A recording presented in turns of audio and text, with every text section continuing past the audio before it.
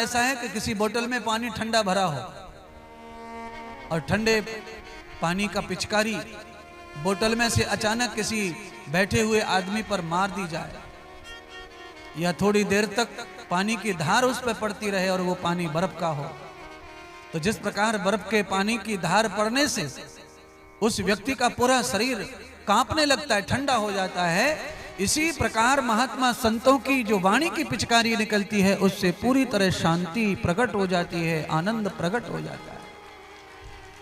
आप कैसा शब्द बोल रहे हैं, आप कैसे विचार दे रहे हैं, आप कैसी वाणी कह रहे हैं। लाल मिर्ची घोल ली जाए पानी में, लाल मिर्ची का पाउडर घोल लिया जाए पानी में और उस पानी की पिचकारी तुम्हारे नंगे शरीर पर मारी जाए, या उबलता हुआ पानी भर लिया जाए बोतल में और वो गर्म पानी आपके अंग पर मारा जाए, तो आप समझ जाएंगे लाल मिर्ची से पूरा शरीर जलने लगेगा, गर्म पानी से पूरा शरीर जलने लगेगा। जैसा पानी छिड़का जा रहा है वैसा असर शरीर पे होता है। वाणी जैसी गाई जा रही है, वाणी जैसी आपको बखेरी जा रही है, उसका असर आत्मा, मन, बुद्धि संपूर्ण अंगों पे होता है, अंदर और बाहर। इसीलिए श्रीमद् भागवत कथा किसी भी स्थिति में, चाहे सामान्य वक्ता गा रहा हो तो भी ये कथा शांति देने वाली होती है, सबको सुकून महसूस कराती है, सुख महसूस कराती है।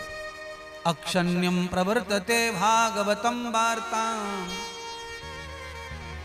जितनी देर भागवत की वार्ता चलती है उतनी देर हमारा मन कहीं न कहीं से कट होकर के एकाग्र होने लगता है, और यही मन आप कथा समाप्त होने के बाद इस मन के कारनामे देख लेना, ऐसी ऐसी हिलोरें इस मन में उठती रहती हैं।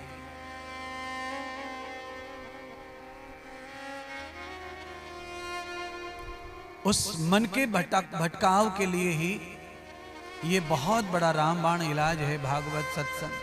क्यों? सत्यम मनस्सदं वेदम। मन को एकाग्र करने के लिए सत्य का ही भाषण चाहिए, सत्य का ही आचरण चाहिए। अगर मन को सत्य प्राप्त हो जाए तो आदमी एकाग्र हो जाता है, और जब तक मन को सत्य प्राप्त नहीं होता है तब तक मन एकाग्र नहीं होता है। चाहे आप भजन में बैठे, चाहे आप जाप में बैठे, चाहे पूजा में, चाहे कथा में, पर मन एकाग्र नहीं होगा। मन में जब जब सत्य भाषण आचरण होने लगता है तो मन धीरे धीरे शांत होने लगता है, एकाग्र होने लगता है, बुद्धि शांत और एकाग्र होने लगती है, चित्त शांत एकाग्र होने लगता है।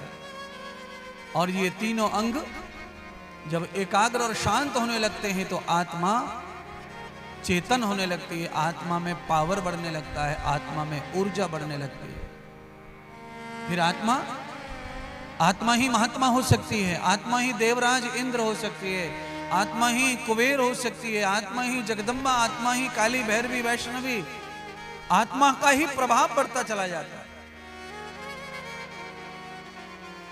कैसे बढ़ता चला जाता है? जैसे सिद्धार्थ नाम का लड़का मन को सत्य कर लिया, बुद्धि को सत्य कर लिया, चित्त को सत्य कर लिया, तो सिद्धार्थ नाम का लड़का ही महात्मा बुद्ध बन गया, भगवान बुद्ध बन गया। मूल शंकर नाम का बालक 9 वर्ष का गुजरात में जन्म लिया, मन सत्य हो गया, बुद्धि सत्य हो गई, वही बालक दयानंद बन गया। बंगाल में पैदा हुआ बालक गुरु की छाया में चला गया, मन सत्य हो गया, बुद्धि सत्य हो गई, विवेकानंद बन गया। वही आत्मा न जाने कैसे महात्मा बन जाती है, परमात्मा बन जाती है। यह तुम्हें सबको ही समझना है, तुम जो हो वो नहीं रहोगे।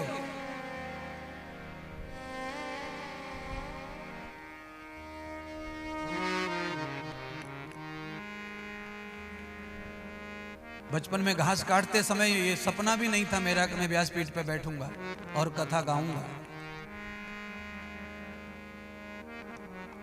गाय का गोबर उठाते समय ये सपने भी नहीं थे कि हम लोग कथा करेंगे, कभी ऐसे बनेंगे, नहीं।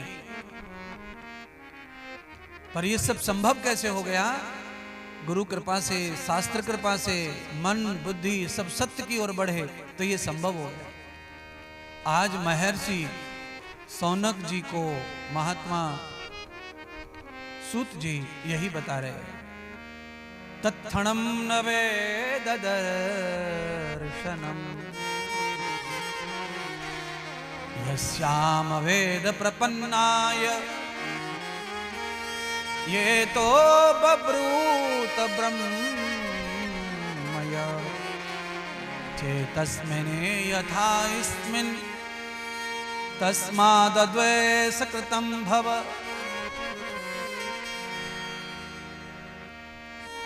वाणी अपनी किसी की नहीं होती है, वाणी हमेशा उधार मांग कर ली जाती है। आप कल्पना करिए, अगर आप किसी की वाणी उधार ले लेते हैं किसी महापुरुष की, तो आपकी ही वाणी मधुर हो जाती है और मीठी सरल और सात्विक हो जाती है, सत्य से भर जाती है। फिर आपकी वाणी के ऊपर तालियां बजती हैं, आपकी वाणी को जय जयकार होता है और लोग आपकी वाणी को खरीदते हैं लाखों लाखों रुपए डालकर। बुलाते महाराज आपसी कथा सुननी है, हमें आपसी कथा करानी है, लाख रुपए लो, 10 लाख लो, 5 लाख लो, पर आपकी वाणी चाहिए। पर ये वाणी उधार की वाणी हमारी कब होती है? तो कहा ब्रूयते ब्रह्म से इसमें, जब मेरी वाणी पर ब्रह्म बैठ जाए और माता सरस्वती बैठ जाए, तब ये वाणी महंगी हो जाती है और इसका मोल हो जाता है। और वैसे तो वाणी का कोई मोल है नहीं, दिन भर आप बड़बड़ करते रहते हो, कोई पूछ नहीं रहा वाणी। आप कितना बोलते हो एक दूसरे से, घर में, बाहर, ऑफिस में, यहाँ वहां, कहां कहां बोलते रहते हो, पर उस वाणी का कोई मोल नहीं है। क्यों नहीं है? कि यस्मिन् ब्रह्म, इसमें, यस्मिन्, इसके अंदर ब्रह्म बैठा नहीं है और सरस्वती बैठी नहीं है। कौन बैठा हुआ है? जैसा खा रहे अन्न वैसा बोल रहा है मन, ये बैठा हुआ है, इसीलिए उसकी कोई महिमा बढ़ नहीं रही है।